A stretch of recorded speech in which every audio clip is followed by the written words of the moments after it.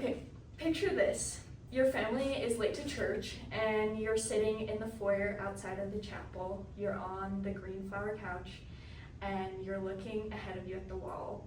What painting are you picturing? You're probably picturing the painting of Joseph Smith kneeling in the sacred grove with God and Jesus glowing behind him. And maybe even you're picturing the painting of Jesus when he's stepping outside of the tomb after he's been resurrected. What you probably aren't picturing is pictures or images of artwork that include women in them. But the church does have a lot of artwork that includes women. We're going to be talking about how we can examine gender through the lens of the LDS Church by looking at their Mormon history art. So in Risman's Sociology of Gender Handbook, specifically in the Moving Beyond Individuals to Social Context, she talks about gender structure theory, and she says, a structural perspective on gender is accurate only if we realize that gender itself is a structure deeply embedded in society, within individuals, and every normative expectation of others, and within institutions and cultural logic at the macro level. We will be focusing more on the macro level of gender structure theory, which examines how societal structures and institutions, like the LDS Church in our example, shape and reinforce gender roles and inequalities.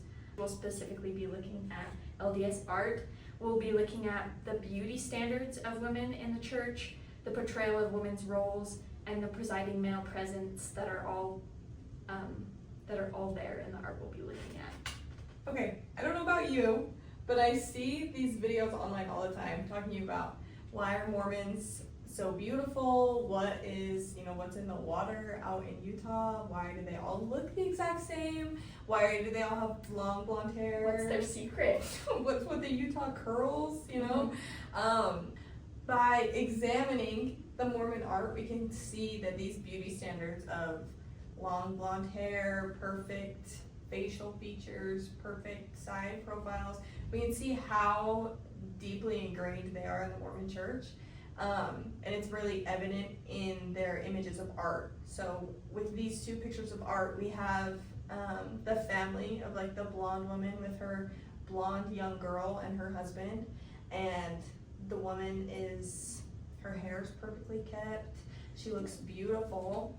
Her side profile is perfect. Her daughter has perfectly kept blonde hair.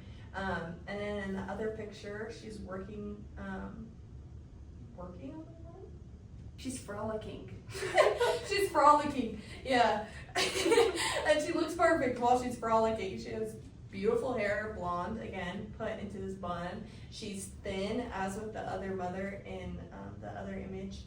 And we can see that these images of Mormon women that we see now of thin and blonde and beautiful, that it's not a recent thing, is that Mormons have kind of always looked this way and been expected to look beautiful and put together. So these show these women taking on emphasized femininity, right? An exaggerated form of their femininity, likely to appeal to a heterosexual male gaze, right? They're looking perfect because the men in the church are expecting them to look perfect.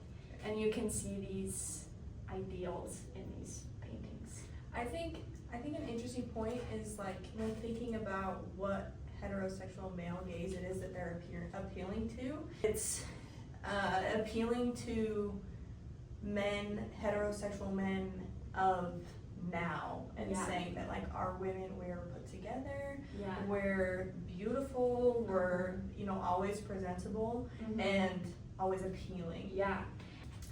Okay, so moving past the very obvious superficial details of most of the paintings, we can also see that with these two pictures specifically, they're not only engaging in motherly labor.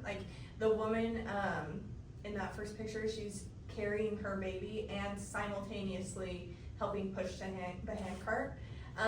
And what's interesting is about this painting, she's holding the baby, pushing the handcart, and she's looking back at her children in the handcart and checking on them, making sure that they're okay. Whereas her husband is not holding a baby, her husband is not checking on the children in the handcart. She's well kept and put together, but she's also doing this like physical manual labor. And then similar with the second painting is the man's only worried about pushing a handcart. And the woman, she's not carrying a baby in this one, but she's looking back at her other kids and she's checking on them.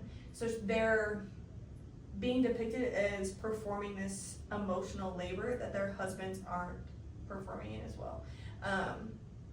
Which is interesting. They're not being portrayed as weak. It shows them as capable to do both, right? Of course. Yeah.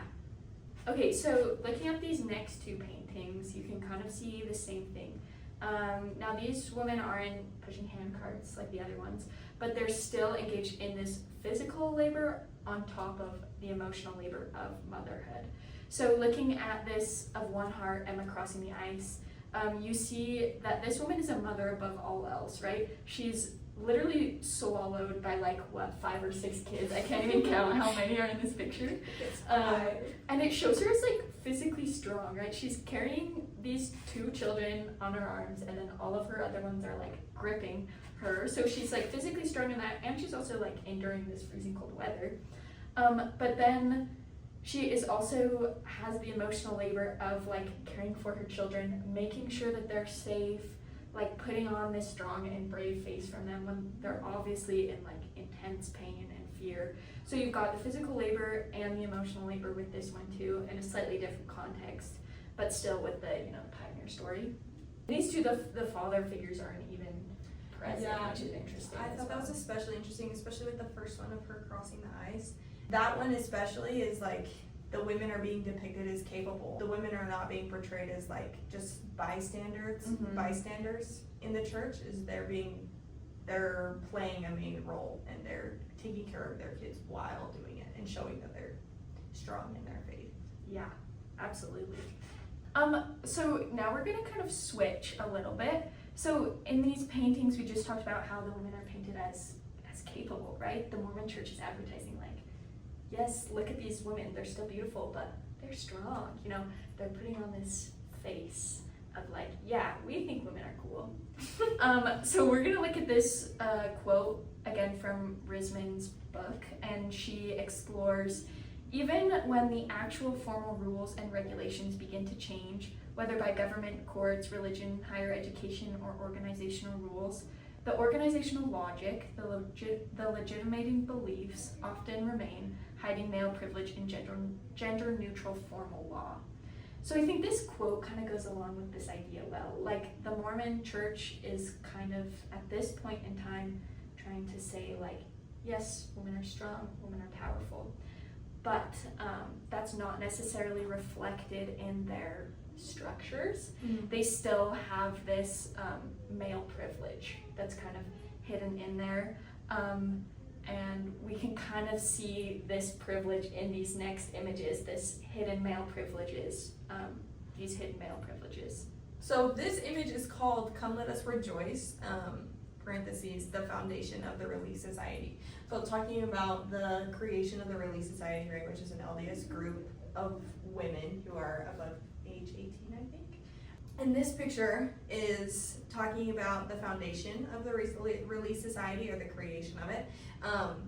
So with the organization of the Relief Society, which is supposed to be a woman-centered space and a women-run program within this Relief Society, they have a lot of authority to run it how they see fit and govern. We can still see that by depicted in this image, which is supposed to be the foundation of their Relief Society, we can see that they're all looking to a man who's guiding the foundation of the Relief Society, as you can assume by this image, as he's standing up at the top and he's preaching to them and speaking to them. And we may not know what he's preaching or speaking about, but we can tell that with the foundation of the Relief Society, it's not, as you can see at its core, that even though it's supposed to be a woman-centered foundation, it's still being overlooked and observed by men. So even in its semi-independence, it's not fully independent from the influence of the men who lead the church. Yeah.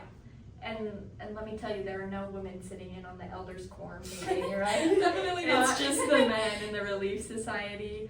Okay, so now we're going to look at another image of Foundation of the Relief Society. This one is done by Nadine B. Barton. So the last example is done by a man, this one's done by a woman, which I think has some significance. So in this painting, there are 3 men and 7 women. Of the 7 women, 1 of them is standing, right? 1/7 of the women are standing. Of the men, 2 out of the 3 are standing. So when you look at that ratio, there's like a lot of power that comes from standing, especially in a room full of sitting people. And the ratio is so off between men and women, which is interesting. This one, compared to the last, there is a woman who does seem a little bit more powerful. Mm-hmm. Could that be because this was painted by a woman? I don't know, Maybe. but that could be likely. In this one, same thing, Joseph is the one who's talking, the central male figure, he's the one who's talking, and he's the one who most of the women are looking to. So even though there is a woman that's standing, I'm guessing it's Emma Smith, everybody's still looking to Joseph. Right. He's still the one who has the most powerful stance. It's still saying, yes, this organization is for you, but it's run by men.